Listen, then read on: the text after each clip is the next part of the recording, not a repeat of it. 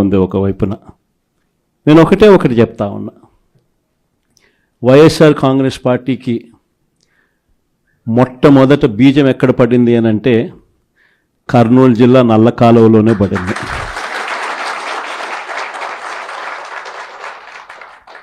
ఆ రోజు కూడా కేవలం ఒక మాట ఇచ్చినాం.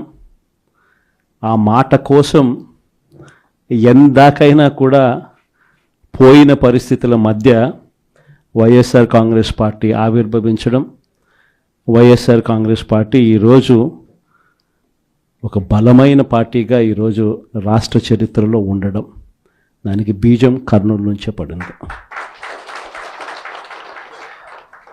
ఆ రోజు నుంచి నాతోనే అడుగులు వేశారు చాలామంది.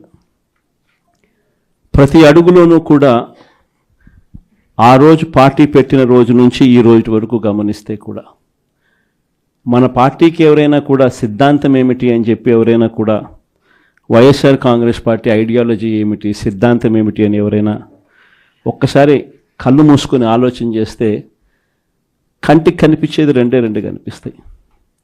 ఒకటి, విలువలతో కూడిన రాజకీయాలు చేయడం. రెండవది, విశ్వసనీయత అన్న పదానికి అర్థం చెప్పిన పార్టీ ఏదైనా రాష్ట్ర చరిత్రలో ఉంది అంటే అది వైఎస్ఆర్ కాంగ్రెస్ పార్టీ అని చెప్పి కూడా గర్వంగా చెప్తాం. నిజంగా ఈ రెండు పదాలే వైఎస్ఆర్ కాంగ్రెస్ పార్టీ నడిపించి, అదే మాదిరిగా ఒక నాయకుడిగా గట్టిగా ఈ సిద్ధాంతాలను నమ్మి ఒక నాయకుడిగా అడుగులు ముందుకు వేశాను. నాలో ఈ గుణాలను చూసి మీరంతా కూడా నాకు తోడుగా ఇన్ని సంవత్సరాల పాటు అడుగు వేశారు. ఈరోజు నేను ఒకటి చెప్తా ఉన్నా, రాజకీయాలలో గెలుస్తాం ఓడిపోతాం ఇది వేరే విషయాలు. కానీ ఈ రోజుకి కూడా ఖచ్చితంగా ఒకటైతే చెప్తాను, వైఎస్ఆర్ కాంగ్రెస్ పార్టీకి సంబంధించిన ఏ నాయకుడైనా కూడా, ఏ జెడ్పీటీసీ అయినా, ఏ ఎంపీటీసీ అయినా, ఏ సర్పంచ్ అయినా, ఏ వార్డు మెంబర్ అయినా, ఏ కార్యకర్త అయినా కూడా, జిల్లా స్థాయి నుంచి గ్రామ స్థాయి వరకు ఏ నాయకుడైనా, ఏ కార్యకర్త అయినా కూడా గర్వంగా కాలర్ ఎగరేసుకొని ఏ ఇంటికైనా వెళ్ళి ఆ ఇంట్లో చిక్కటి చిరునవ్వుల మధ్య వాళ్ళ ఆశీస్సులు తీసుకునే కెపాసిటీ, వాళ్ళ ఆశీస్సులు తీసుకునే పరిస్థితి ఏ నాయకుడికైనా ఉంది అని అంటే అది ఒక్క వైఎస్ఆర్ కాంగ్రెస్ పార్టీ నాయకులకు మాత్రమే ఉందని గర్వంగా చెప్పగలం. ఎందుకనంటే మనం రాకమునుపు రాజకీయాలు ఒక మాదిరిగా ఉండి, మనం వచ్చిన తర్వాత రాజకీయాలకు అర్థం ఇది అని చెప్పి తిరగరాసిన చరిత్ర ఏ పార్టీకైనా ఉంది అని అంటే అది ఒక వైఎస్ఆర్ కాంగ్రెస్ పార్టీకి మాత్రమే ఉంది అని కూడా గర్వంగా చెప్పగలుగుతాం. మనమంతా ప్రజల తరపున వాళ్లకు తోడుగా నిలబడాల్సిన సమయం వచ్చింది. గ్రామ స్థాయి నుంచి మనం బలోపేతం, మళ్ళీ ఆర్గనైజ్డ్గా బలోపేతం జరగాలి. జిల్లా స్థాయిలోనూ, మండల స్థాయిలోనూ, గ్రామ స్థాయిలోనూ, ప్రతి స్థాయిలోనూ కూడా మనమంతా కూడా క్యాడర్ను మొత్తం ఏకం చేయాలి, ఆర్గనైజ్డ్ పద్ధతిలోకి తీసుకొని రావాలి. ప్రతి సమస్యలోనూ ప్రజలకు తోడుగా ఉండే కార్యక్రమం ముమ్మరంగా అడుగులు వేయాల్సిన అవసరం వచ్చింది. ఈరోజు జరుగుతూ ఉన్న పరిస్థితులు, విషయాలు కూడా మీ అందరికీ కూడా తెలుసు. రెడ్ బుక్ రాజ్యాంగంలో ఎలా జరుగుతూ ఉన్నాయన్నది కూడా మీ అందరికీ కూడా తెలుసు. చంద్రబాబు నాయుడు గారు అనే వ్యక్తి ముఖ్యమంత్రిగా ఉన్నాడు. మామూలుగా ముఖ్యమంత్రిగా ఉన్న వ్యక్తికి ఒక హుందాతనం ఉంటుంది. ఈ మనిషికి ఆ హుందాతనం లేదు. ఈ మనిషికి ఏదైనా కూడా తాను ముఖ్యమంత్రి కాబట్టి ఏ పదవైనా తనకే కావాలి, తనకు సంఖ్యాబలం లేకపోయినా తనకే కావాలి అన్న అహంకారంతో ఈరోజు చంద్రబాబు నాయుడు రెడ్ బుక్ పాలన సాగిస్తూ ఉన్నాడు. 57 చోట్ల జరిగితే 7 చోట్ల ఎన్నికను వాయిదా వేశారు. ఎందుకనంటే అక్కడ చంద్రబాబు నాయుడుకు గెలిచే వాతావరణం కనిపించక ఆ 7 చోట్ల ఎన్నికలు వాయిదా చేశాడు. మరో 50 చోట్ల ఎన్నిక పెట్టని పరిస్థితి, పెట్టాల్సిన పరిస్థితిలో, ఖచ్చితంగా పెట్టాల్సిన పరిస్థితిలో, ఎన్నికలు జరపాల్సిన పరిస్థితిలో జరపాల్సి వచ్చింది. ఆ వచ్చిన చోట్ల కూడా 50 చోట్లలో 39 చోట్ల వైఎస్ఆర్సీపీ క్యాడర్ తెగింపుతో గట్టిగా నిలబడింది. నిజంగా ఆ తెగింపు వైఎస్ఆర్సీపీ క్యాడర్ చూపించింది కాబట్టి చంద్రబాబు నాయుడు గారు ఏమీ చేయలేకపోయాడు. ఎంత దారుణంగా చంద్రబాబు నాయుడు గారు అనే వ్యక్తి ప్రవర్తిస్తూ ఉన్నాడు అన్నదానికి నిదర్శనం. ఎక్కడా కూడా చంద్రబాబు నాయుడు గారికి మెజారిటీ లేదు. ప్రతి చోట కూడా వైఎస్ఆర్సీపీ కోవిడ్ తర్వాత జరిగిన ఎన్నికలు, అంటే 2 ఏళ్ల తర్వాత జరిగిన ఎన్నికల్లో 2.5 సంవత్సరం 2.5 సంవత్సరం తర్వాత ఎన్నికలు జరిగాయి. ఆ ఎన్నికల్లో వైఎస్ఆర్ కాంగ్రెస్ పార్టీ స్వీప్ చేసిన పరిస్థితులు మనందరికీ కూడా తెలుసు. ఎక్కడా కూడా చంద్రబాబు నాయుడుకు బలం లేదు. బలం లేకపోయినా కూడా చంద్రబాబు నాయుడు గారు ఆయనకున్న అహంకారంతో ప్రలోభాలు పెడుతూ భయపెడుతూ ఉచ్చల విడిగా ఏ రకంగా చంద్రబాబు నాయుడు గారు రెడ్ బుక్ రాజ్యాంగంలో ప్రతి పదవి తనకే కావాలి అని చెప్పి తపన పడుతూ చంద్రబాబు నాయుడు గారు ఏ రకంగా చేశారు అన్నది మనమంతా కూడా చూసాం. ఎందుకు చంద్రబాబు నాయుడు గారు ఇవన్నీ చేస్తూ ఉన్నారు అన్నదానికి ఒక్కొక్కసారి నాకు అర్థం కాల. ఎందుకు అబ్బాయి మనిషికి బలం లేదు, సంఖ్యాబలం లేదు, లేకపోయినా కూడా ఎందుకు ఇంత దౌర్జన్యాలు చేస్తా, ఇంత అప్రజాస్వామికంగా ఎందుకు చేస్తూ ఉన్నాడు అని చెప్పి. ఎందుకు చేస్తూ ఉన్నాడో తెలుసా? కారణం వైఎస్ఆర్ కాంగ్రెస్ పార్టీ అంటే చంద్రబాబు నాయుడుకు భయం.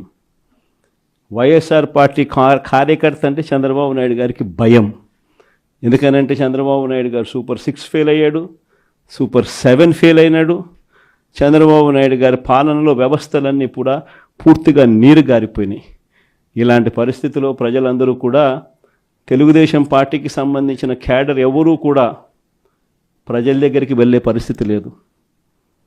చంద్రబాబు నాయుడు గారి క్యాడర్, ఆయనకు సంబంధించిన ఎంపీటీసీలు కానీ, ఆయనకు సంబంధించిన కార్యకర్త కానీ ఎవరైనా కూడా ప్రజల దగ్గరికి వెళ్తే ఇంట్లో నుంచి చిన్న పిల్లలు సైతం క్యాడర్ను కూడా తిరగనిచ్చే పరిస్థితి ఉండదు. క్యాడర్ను సైతం, చిన్నపిల్లలు సైతం ఇంటికి పోతూనే మా 15,000 సంగతి ఏమిటి అంటారు. అమ్మలు మా 18,000 సంగతి ఏంటి అని అంటారు. వాళ్ళ అమ్మలు మా 48,000 సంగతి ఏమిటి అంటారు. ఇంట్లో రైతన్నలు మా 26,000 సంగతి ఏమిటి అని, ఉద్యోగం ఎతికే పిల్లలు మా 36,000 సంగతి ఏమిటి అని చెప్పి ఇలా ప్రతి ఒక్కరూ ఇంట్లో ప్రశ్నిస్తారని కనీసం క్యాడరు, కనీసం ఇండ్లకు కూడా పోని పరిస్థితిలో చంద్రబాబు నాయుడు గారి పార్టీ ఈరోజు పరిపాలన సాగిస్తూ ఉంది. ఇలాంటి పరిస్థితుల్లో చంద్రబాబు నాయుడు గారిని ప్రశ్నించే స్వరం ఉండకూడదు అని రాష్ట్ర వ్యాప్తంగా ఒక భయానక వాతావరణం క్రియేట్ చేసే కార్యక్రమంలో భాగంగా ఇవన్నీ కూడా చంద్రబాబు నాయుడు గారు చేయిస్తూ ఉన్నాడు. ప్రజాస్వామ్యంలో ఎప్పుడూ కూడా మనుషులకు మంచి చేయాలి, మనుషులకు మంచి చేసి వాళ్ళ గుండెల్లో స్థానం సంపాదించుకొని, వాళ్ళ మనసుల్లో స్థానం సంపాదించుకొని ఒక నాయకుడు అనేవాడు పాలన చేయాలి. కానీ అలా చేయకుండా అధికారం ఉంది కానీ అని చెప్పి దురహంకారంతో ఏ నాయకుడైనా కూడా ప్రవర్తించినప్పుడు ప్రజలు దేవుడు ఇద్దరు కూడా ఖచ్చితంగా మొట్టికాయలు ఇస్తారు. ఆ మొట్టికాయలు ఎంత దారుణంగా ఉంటాయి అని అంటే చంద్రబాబు నాయుడు గారికి నెక్స్ట్ ఎలక్షన్లకు వచ్చేసరికి సింగిల్ డిజిట్స్ కూడా రాని పరిస్థితులకి ఆయన పడిపోతాడు. కాబట్టి ప్రతి ఒక్కరమైనా ఒకటే అడుగుతా ఉన్నా, అందరం ఐక్యంగా ఉందాం. మొన్న కూడా చూసాం, చంద్రబాబు నాయుడు గారు భయపడిచ్చే ప్రయత్నాలు ఎక్కువ చేస్తాడు. మొన్న రామగిరిలో మనం అంతా చూసాం ఏం జరిగిందో. రామగిరి మండలంలో 10 ఎంపీటీసీలు ఉంటే 9 వైఎస్ఆర్సీపీ 9 గెలిచింది. కేవలం తెలుగుదేశం పార్టీ 1 మాత్రమే గెలిచిన పరిస్థితుల మధ్య రామగిరిలో ఉప ఎన్నిక జరిగింది. మరి 9 గెలిచిన వైఎస్ఆర్సీపీ గెలుస్తుందా? కేవలం 1 గెలిచిన తెలుగుదేశం పార్టీ గెలుస్తుందా? ఎవరికైనా అర్థమవుతుంది 9 గెలిచిన వైఎస్ఆర్సీపీనే ఆ ఉప ఎన్నికల్లో గెలుస్తుంది అని. కానీ ఆ ఎన్నికల్లో ఆ రిజల్ట్ను తారుమారు చేసేందుకు ఏకంగా పోలీస్ ప్రొటెక్షన్తో ఎంపీటీసీలు ప్రయాణం చేయాల్సి వచ్చింది. మా ప్రాణాలకు ముప్పు ఉంది, మాకు భద్రత కల్పించని కోర్టుకు పోతే కోర్టు పోలీసు భద్రతతో వారిని ఎలక్షన్ హాల్లోకి తీసుకొని పోమని చెప్తే ఈ పోలీసులు ఎంత అన్యాయంగా తయారయ్యారంటే పోలీసులే ఈ ఎంపీటీసీలను బెదిరించే కార్యక్రమాలు సాక్షాత్తు పోలీసులే చేపట్టారు.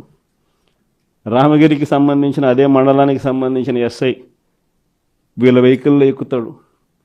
ఎక్కి ఈ ప్రతి ఎంపీటీసీలతోనూ వీడియో కాల్తో ఆ పక్క ఎమ్మెల్యేతోనూ ఎమ్మెల్యే కొడుకుతోనూ మాట్లాడిస్తారు.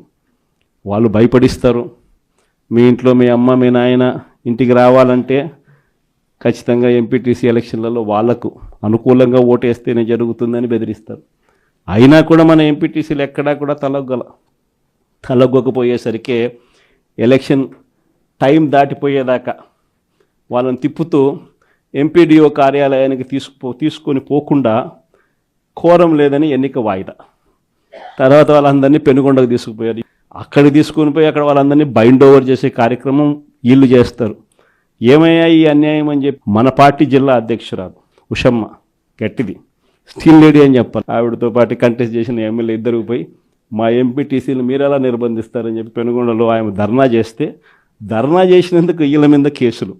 వీళ్ళు మా పార్టీకి సంబంధించిన మా ఎంపీటీసీలకు తోడుగా నిలబడేదానికి వీళ్ళు పోతే వీళ్ళ మీద కేసులు పెట్టి అరాచకం సృష్టించే కార్యక్రమం.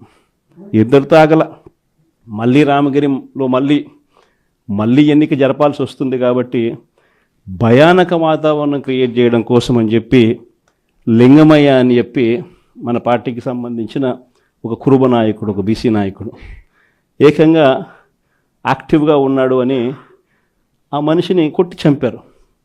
నిజంగా ఆశ్చర్యం అనిపించింది, బాధ అనిపించింది. ఎందుకు ఈ రాజకీయాలు ఈ స్థాయికి దిగజారుస్తున్నారు అని చెప్పి. అరే మంచి చెయ్యి, సూపర్ 6 హామీ ఇచ్చినాం, సూపర్ 7 హామీ ఇచ్చినాం, పిల్లలకు చేయాల్సిన ఫీజు రియంబర్స్మెంట్ బకాయిలు పెండింగ్లో పెట్టాం, ఆరోగ్యశ్రీ బకాయిలు పెండింగ్లో పెట్టాం, రైతులకు అన్యాయం చేస్తా ఉన్నాం. ఇవన్నీ సరిదిద్దుకొని మంచి చెయ్యి, ప్రజల మనసుల్లో స్థానం సంపాదించుకుంటే ఆటోమేటిక్లీ ప్రజలు ఓట్లు వేస్తారు. కానీ ఈ మాదిరిగా దిగజారిపోయి మనుషులను చంపే స్థాయిలో రాజకీయాలు చేయడం మొదలు పెడితే, దానికి పోలీసులను ఉపయోగించుకునే కార్యక్రమం చేస్తే వ్యవస్థలు ఎంత దిగజారిపోతాయి అని చెప్పడానికి పూర్వపు రోజుల్లో మనం అంతా బీహార్ గురించి మాట్లాడేవాళ్ళం. బీహార్లో ఎలా ఉండేటివి, బీహార్లో అలా ఉండేటివి అని. ఈరోజు బీహార్ గురించి మాట్లాడాల్సిన పనుల ఆంధ్ర రాష్ట్రం ఎలా ఉంది అని చెప్పి చూస్తే బీహార్ను మించిపోయిన పరిస్థితిలో ఆంధ్ర రాష్ట్రం కనిపిస్తూ ఉంది. ఈరోజు ఆంధ్ర రాష్ట్ర పరిస్థితి. ఇలాంటి పరిస్థితుల మధ్య మనం యుద్ధం చేస్తూ ఉన్నాం. మీ అందరికీ నేను ఒకటే చెప్తా ఉన్నా, కష్టాలు శాశ్వతం కాదు. ఒక చీకటి వచ్చిన తర్వాత ఖచ్చితంగా వెలుతురు వస్తుంది. ఇది ప్రతి ఒక్కరూ గుర్తుపెట్టుకోండి. చూస్తూ కన్ను మూసుకుంటే 3 ఏళ్ళు కూడా అయిపోతుంది. ఈ 3 ఏళ్ళు మాత్రం గట్టిగా తోడుగా నిలబడండి, నాకు తోడుగా నిలబడండి, ప్రజలకు తోడుగా నిలబడండి. ఆ తర్వాత మళ్ళీ వైఎస్ఆర్ కాంగ్రెస్ పార్టీ మళ్ళీ అధికారంలోకి ఖచ్చితంగా వస్తుంది. ఈసారి జగన్ 2 పాలన ఖచ్చితంగా జరుగుతుందని మాత్రం చెప్తాను. ఈసారి జగన్ 2 పాలనలో మాత్రం ప్రతి కార్యకర్తకు మీ జగన్ తోడుగా ఉంటాడని ఖచ్చితంగా చెప్తాను. కాబట్టి ఖచ్చితంగా ఈ 3 ఏళ్ళు ప్రజల తరపున నిలబడదాం, ప్రజల కోసం పోరాడదాం. విలువలు విశ్వసనీయతతో కూడిన రాజకీయాలకు YSR Congress party care of అడ్రస్గా ఎప్పటికీ నిలుస్తుందన్న సంకేతం ఖచ్చితంగా ఇద్దామని చెప్పి మీ అందరు. చంద్రబాబు నాయుడు గారు మనకు తెలియకుండా ప్రతి ఇంటికి తాను మోసం చేశాడు, ప్రతి ఇంటికి తన మనుషులను పంపించాడు, ప్రతి ఇంటికి వాళ్ళ ఎమ్మెల్యేలందరూ కూడా తిరిగారు, ప్రతి ఇంటికి వాళ్ళ కార్యకర్తలు వెళ్ళారు, ప్రతి ఇంట్లోనూ కూడా కరపత్రాలు పంచారు, ప్రతి ఇంట్లోనూ కూడా ఇదిగోమ్మా చంద్రబాబు నాయుడు గారు బాండు పంపించినారు, ఆ బాండు పత్రాలు ఇదిగోమ్మా అని చెప్పి కూడా బాండు పత్రాలు కూడా ఇచ్చినారు. ఇంట్లో ఎవరు కనపడినా మోసం చెయ్యని సెక్షన్ అనేది లేకుండా ప్రతి ఒక్కరికి కూడా చెప్పుకొచ్చారు.